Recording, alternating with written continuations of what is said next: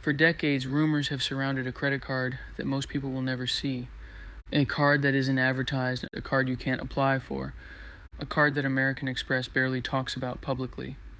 The American Express Black Card, officially known as the Centurion Card. To some, it's the ultimate status symbol. To others, it's something much more interesting, a private club hidden in plain sight. No commercials, no sign-up bonus, no flashy marketing campaigns, just quiet invitations sent to people American Express has chosen. And despite countless videos and articles claiming to know exactly how to get one, the truth is, nobody outside American Express really knows the complete answer. So how do you qualify for one of the most mysterious cards in the world? And what exactly happens behind those closed doors? Let's find out. Number 1, there is no application. Most credit cards want your business. They advertise everywhere. They compete for your attention. But the Black Card doesn't. You can't fill out an application. You can't call customer service and ask for one. You can't walk into a bank and request it. Instead, you wait. And if American Express decides you're the type of customer they want, one day an invitation simply appears. No explanation, no public criteria, just a quiet acknowledgement that you've been noticed. And that's part of what makes the Centurion Card so fascinating. American Express isn't asking to join your life. They're deciding whether to invite you into theirs. Number 2, nobody knows the exact requirements. One of the strangest things about the Black Card is that there are no published qualifications. American Express has never revealed the exact spending amount required, no income requirements, no minimum net worth, no credit score threshold, nothing. And that's led to decades of speculation. Some say you need to spend $250,000 a year.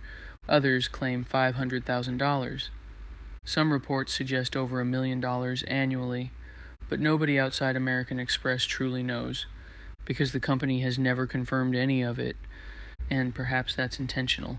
Mystery creates exclusivity, and exclusivity creates desire. Number 3, it starts with being invisible.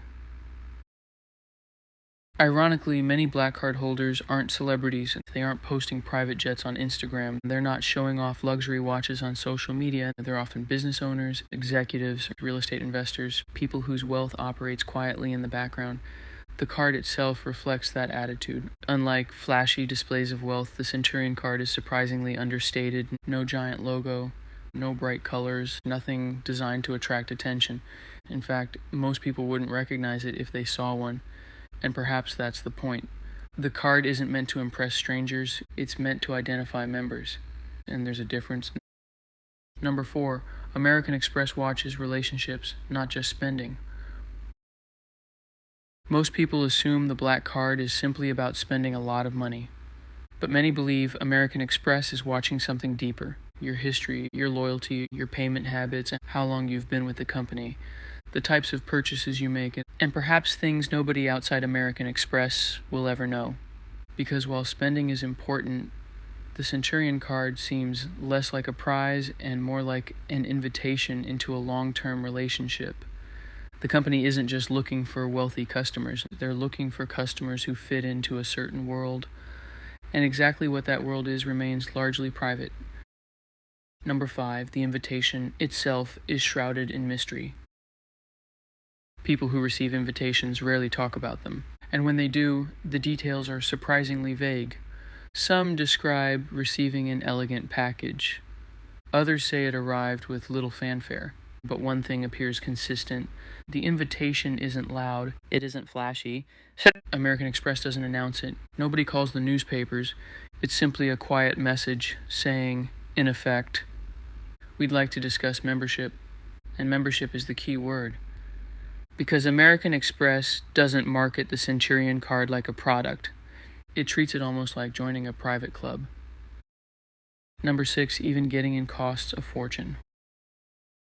Once invited, there is still another barrier, membership itself. Reports suggest initiation fees around $10,000, followed by annual fees that can reach several $1,000s every year. And remarkably, people accept. Not because they need another credit card, but because that's not really what they're buying. They're buying access, convenience, relationships, and time, things that become increasingly valuable as wealth grows. because when you're extremely successful, time becomes far more precious than money. Number 7. The concierge has become almost legendary. Perhaps no part of the black card carries more mystery than the concierge service. Stories have circulated for years. Hard to get reservations, last-minute travel arrangements, sold-out events, special experiences. Of course, not every story online is true, but what is clear is that the Centurion concierge has earned an almost mythical reputation, and that reputation has become part of the card's mystique, because people aren't just fascinated by what the card can buy, they're fascinated by what doors it can quietly open. Number 8. Wealthy people rarely talk about it. Something interesting happens as people become wealthier. Many stop trying to prove it. They don't want attention, they value privacy, and the black card seems to fit perfectly into that mindset, because unlike luxury cars or designer clothes, a Centurion card spends most of its life hidden inside a wallet. Its value isn't public, it's private, and perhaps that's why many card holders never mention they have one. The card isn't designed to announce success, it's designed to quietly accompany it. Number 9, maybe that's why people want it. Let's be honest, most people aren't fascinated by the black card because of the rewards. There are plenty of cards with excellent rewards. People are fascinated by it because it's difficult to understand. Human beings naturally want access to things that seem hidden. Private clubs, secret societies, invitation-only events. And the Centurion card has managed to maintain that aura for decades. Nobody knows exactly who gets invited. Nobody knows precisely why. And because of that, the mystery continues. Conclusion. So how do you qualify for the American Express Black Card? The truth is, nobody outside American Express can give you a definitive answer. Spend heavily, build a relationship, pay responsibly, and perhaps one day, if the company decides you're the kind of person they want in their private world, a quiet invitation may arrive.